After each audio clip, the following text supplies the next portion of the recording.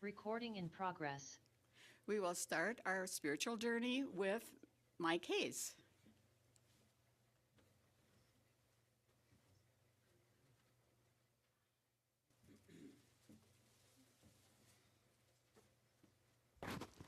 I didn't realize Sankova was with me for the last 25 years. Very handy.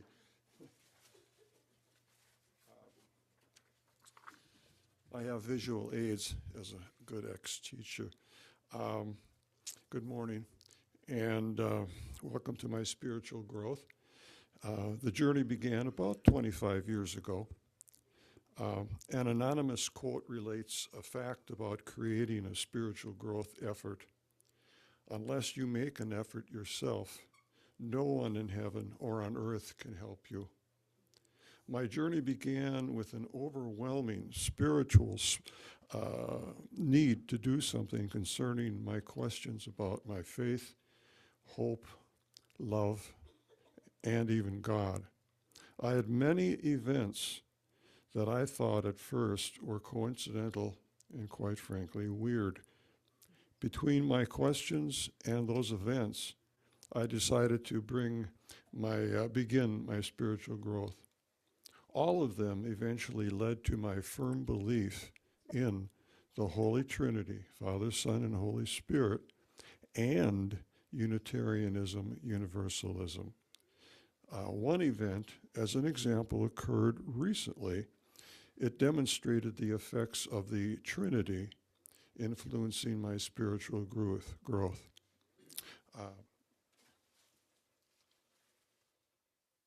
I was in a Goodwill store looking for something to add to my 738-piece collection of icons, relics, and other spiritual items. An icon that caught my attention was a candle jar with Our Lady of Guadalupe. She's dressed as an Aztec princess. The clothing will herein be called her tilma.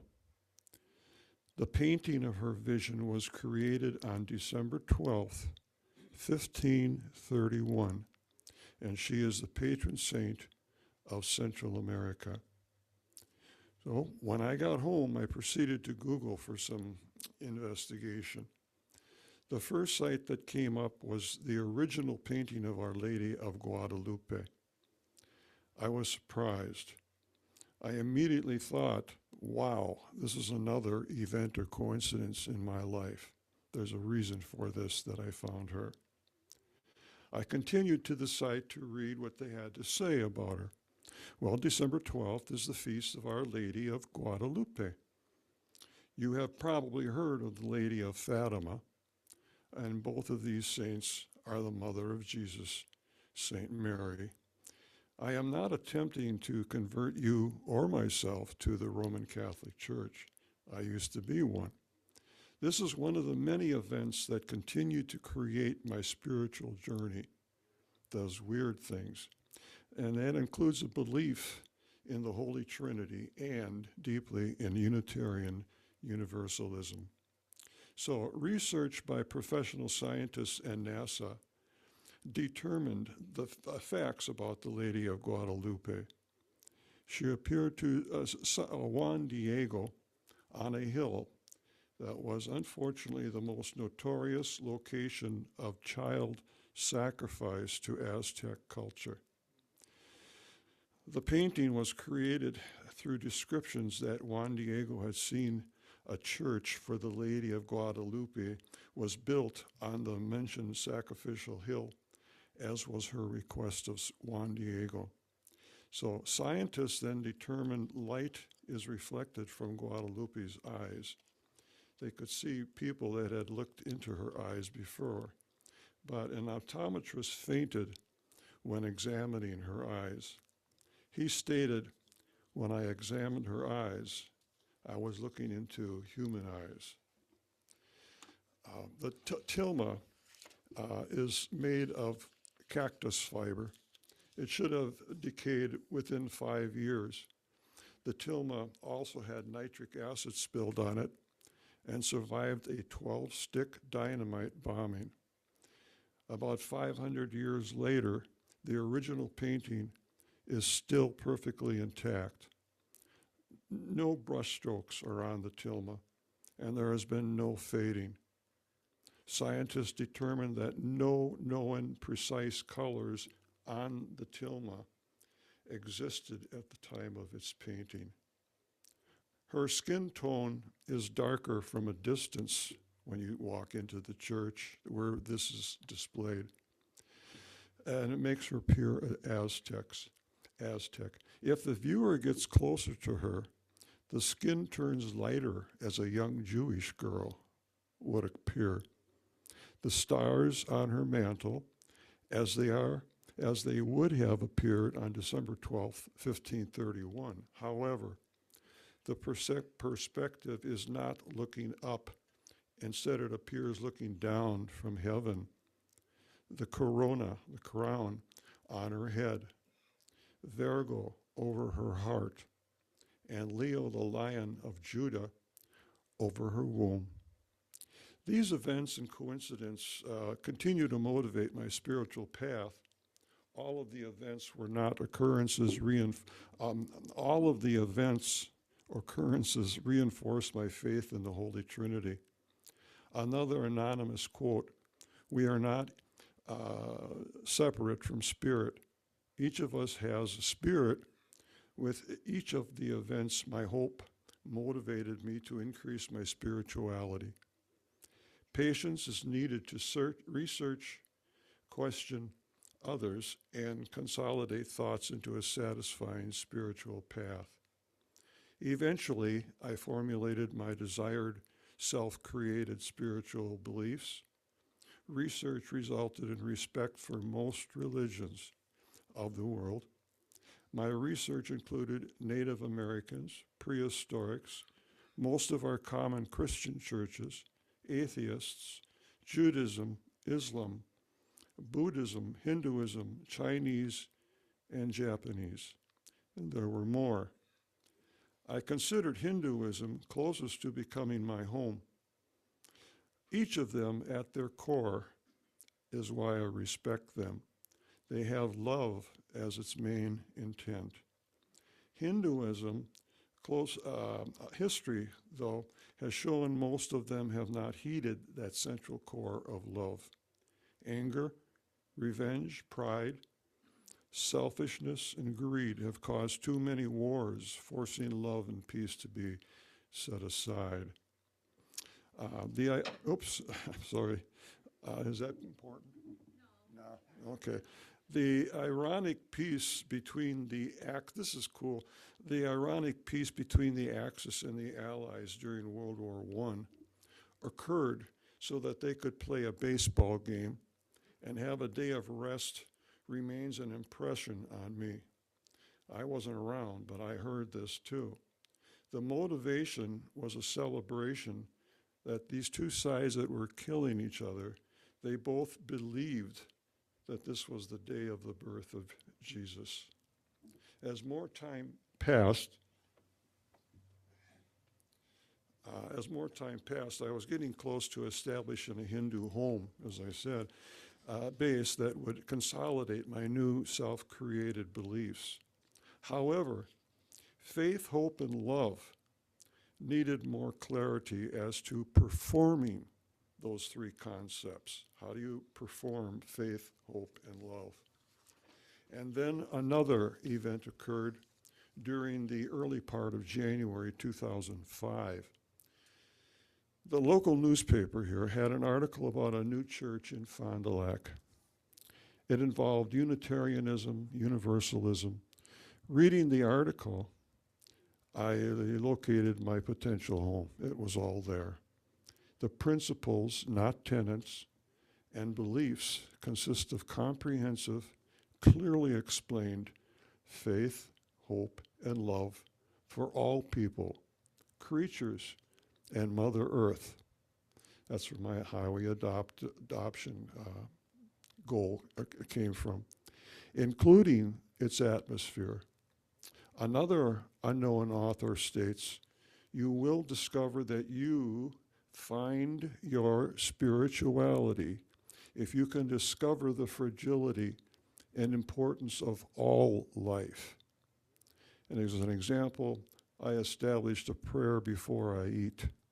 I think of what has died to enable me to survive. After attending several months of Open Circle UU Fellowship services, I went through orientation and read about the histories of both UUs and their consolidation in depth. I joined our fellowship as a charter member of Open Circle Fellowship on December 4th. That's when we were chartered in 2005. Madonna E. Bowman was our first board president, and we're still very thankful to her.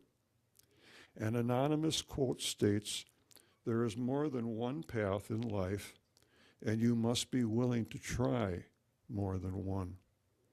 A quote from Our Soul Matters, written by Nancy Schaefer, and I have added or detailed some parts, states, "When I behold the presence of God, I am not going to be asking others, 'How did you get here?' I could ask, 'Which path did you follow?'" End quote. I add, "The Father, Son, and the Holy Spirit will take it from there." I do not believe we humans can understand God's magnificent plans for us in the future. I continue to search for additions to my spiritual growth. I have gained deep hope and faith that the Holy Trinity will continue to help me on this journey, combined with a continuation in the UU principles and beliefs. I am at my desired home right here. A final anonymous quote: "When somebody actually listens to us, it creates us, it makes us unfold and expand, and ideas actually begin to grow within us and come to life." My friends, thank you for listening to me. I would like to finish by showing some of those 786 relics that I have quite insanely collected over the years, but I've enjoyed it. This one, I was very fortunate to have found. I've covered it with saran wrap. It says here on these thorns, a certificate of origin, and then the quote from Matthew is, "And when they had plaited a crown of thorns, they put upon his head, and a reed in his right hand." These thorn bushes grow abundantly in the Jerusalem environs still today. The monks of St. Catherine Monastery in Sinai are pointing out a thorn bush growing east of the large monastery wall. The crown of thorns has been sanctified in the Church of the Holy Sepulchre, and it's certified down here. I was very, very fortunate to find this, and of course, when you look at the thorns, Jesus's thorns were much larger put on his head. It can give you an imagination. I don't think we can appreciate the suffering of a lot of people, including Jesus on the cross. Another one I have, you've heard of the end of the world that was going to happen, I think a few years ago, and it didn't. Obviously, we're still here, but it was all that news came from the Mayan calendar. Now, I have several smaller versions of this that I've picked up, but I finally found this one. It is so complicated. It's amazing how much information these people that also sacrifice children could intelligently put this together, and it works to predict seasons and other things like that. I have, along with it, also found. Oh, I'm sorry. I'm used to the teacher without a microphone. I was lucky to find the instructions for understanding this the calendar, and it's quite detailed. and it's amazing.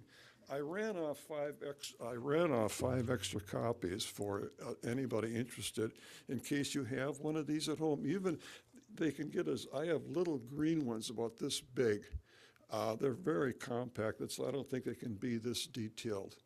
I'm just totally impressed, and this was impressive to me along my journey, along with the thorns with Christianity and other things like that. So that's the end of my spiritual growth, and as I said, it will continue until I pass away. Thank you for your attention.